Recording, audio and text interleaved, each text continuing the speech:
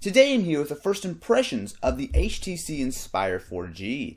So there's definitely a lot to like about this phone. However, there are a few little things I'm not super happy with. So what I've decided to do is give you guys a quick first impressions video. Now this is not a review or anything. I've only had this for a couple of days, but from what I've used so far, I definitely have got some pros and cons with it. So I'd like to share those with you right now. So the first pro, and I absolutely love this, is the display. Now it is a 4.3-inch display, which is really quite large, especially if you're like me and coming from like a 3.5-inch display like on an iPhone or something. This is absolutely huge, and I love it. It allows you to put a lot more on the screen. So that's games, especially in the internet browsing and in just text in general. It's a lot easier to read big web pages. In fact, full desktop sites look really quite nice on the large display. Now it is a Super LCD display, meaning that it's not quite as good as something like a Super AMOLED, which like on some Samsung phones. But I really don't have any issues. Same goes for the resolution. It's not super high resolution. It's 480 by 800, which again is basically standard, but I do like it. It really does look nice, and it's even legible in sunlight. So I mean, it could be better, but I really don't have any major complaints. And as far as the OS goes, I've had a lot of people ask me, oh, is it laggy? Of course, it only has a single core Snapdragon processor, but I do want to note that it's the second generation, so it's a little bit faster, and it's bolstered by a hefty 768 megabytes of RAM. So for an Android phone, that's plenty. As you guys can see here, it's really nice and snappy, scrolling through your home screen. In fact, if we want to back out, oops, I don't want to have to do that. If we want to back out, you guys can see here we can scroll through our different screens really quite nice and easily. Same goes for the live wallpaper. As you guys can see, there's a live wallpaper, and if I want to hold down here, we can pick a different wallpaper. And just to kind of show you guys, it really doesn't have any major effect on the performance. So let's take a look. I always love this wallpaper, so we can take a look at this one and just scroll here, and you can see here live wallpaper works just fine and no issues at all. Now moving on from that, one thing I do want to show you guys is the internet browser.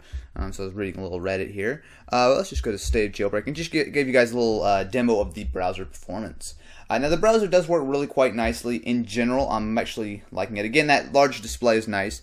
But what I really like is this is the smoothest Android phone I've ever used as far as the browser goes. As you can see here, the pinch to zoom is nice. You really don't get a whole lot of the checkerboard pattern, although I guess this isn't the greatest website to show you guys that on. But it really does work nice and smoothly, and it does support Flash. So, in fact, we can hit that. Of course, there we go. But I will show you guys, it does actually support Flash, and it supports Flash pretty well. So, as you can see here, this is an embedded YouTube video. It's not, like an iOS or something. It's not optimized for mobile. It's just a standard desktop browser, and if we go ahead and click on it, you'll see that it will actually start playing. Today I'm here with the tutorial. Show you how to jailbreak your iPhone. There we go. So we do not want to open that, but as you guys can see here, Flash does work. Now it's not going to be desktop grade experience, but it absolutely does run smoothly. It doesn't really cause any major. It lags the browser slightly, but it's not a big deal at all. Now, on the other hand, there are a couple of things that I'm not really all that pleased with. The first is that there seems to be a little bit of an orientation bug. On occasion, it will kind of freak out, I guess, and stick to the orientation that was in previously.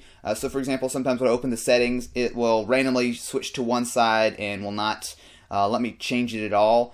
Same thing goes for the browser. So, I'm not 100% sure what's behind that. I don't know if it's maybe a problem with just this specific phone, or it's maybe more of a widespread deal, but it hasn't been a huge deal. Typically, if I just force quit out of the app, restart it, it will properly work. But I definitely do want to let you guys know that I've been having a little bit of a problem there. Another thing is the at&t cell reception. This is a 4G phone, and I've only had a little bit of time, of course, like I said, I haven't had enough time to really test it fully. But from what I've tested so far, this definitely does not have 4G speeds. The best I could pull up, in fact, I can pull up the speed test and show you guys here. The best I've ever done, as you guys can see here, is 1500 kilobits down and 236 kilobits up. That's not, and ignore that last one, that was on Wi-Fi, but that is not 4G speeds. Now again, I do want to stress that I haven't had enough time to really fully test it, but that's not all that great at all. In fact, I'm pretty sure you could probably get faster on 3G. So I definitely do keep that in mind. And yes, I did test that on the HSPA Plus network. In fact, I'm connected to it right now. Now, if we go ahead and shut off the phone a little bit, there's a couple of things I do want to point out. In the unboxing, I kind of mentioned that I was a little bit worried about the volume rocker and the power button, because as you guys can hopefully see there, they are basically flush. They just protrude out just the slightest amount. However, I've got to say that there's really no issues there. Even though they are basically flush, they're plenty tactile, both the power and the rocker. They're plenty tactile and you can get at them no problem. As far as the camera goes, I've also been mostly impressed. In fact, I shot a few pictures if you guys are interested.